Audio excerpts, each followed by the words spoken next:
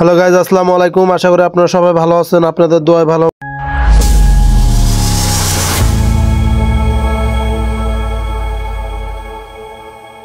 আমি ফেমাস রিপন অনেক ভালো আছি। তো আপনারা ফুল ভিডিওটা দেখার জন্য আপনাদের কাছে বিশেষভাবে অনুরোধ রইল।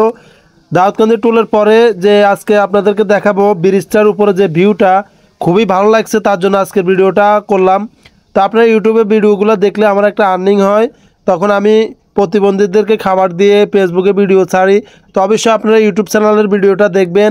আর আপনি যদি নতুন হয়ে থাকেন তাহলে আমার চ্যানেলটা সাবস্ক্রাইব করে পাশে থাকবেন। দেখেন আজকের এই ওয়েদারটা এতটা ভালো লাগতেছে।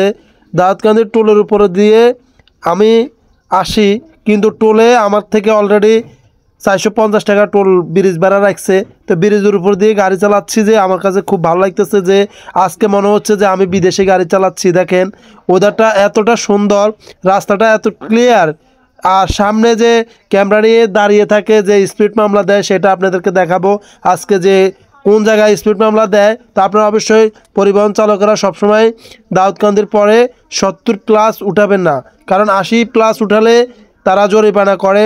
তো এই জরিমানাটা মালিক পক্ষ নেয় না, এটা আমরা ড্রাইভাররা দিতে হয়। যারা গাড়ি চালান তারা অবশ্যই জানেন, আর যারা চালান না তারা জানেন না। তো অবশ্যই যাত্রীদেরকে বলবো, আপনারা ড্রাইভার সাহেবকে কখনো বলবেন না গাড়িটা জোরে চালান, কারণ গাড়ি 80 স্পিডের উপরে চালাইলে অনেক সময় আমরা জরিমানা দিতে হয়। আমরা যাত্রীদেরকে এটা বোঝাতে পারতেছি না। এই যে দেখেন বাম পাশে ওরা ক্যামেরা নিয়ে দাঁড়িয়ে আছে, তা আমি এখান থেকে খুব স্লো মোশনে গেছি। আর এই জায়গায় সবসময় এই কাটা দিয়ে অনেক সময় গাড়ি ঘুরে দেয়। আপনি অবশ্যই সতর্ক থাকবেন, যারা গাড়ি ঘোড়া চালান তারা অবশ্যই সতর্ক থাকবেন।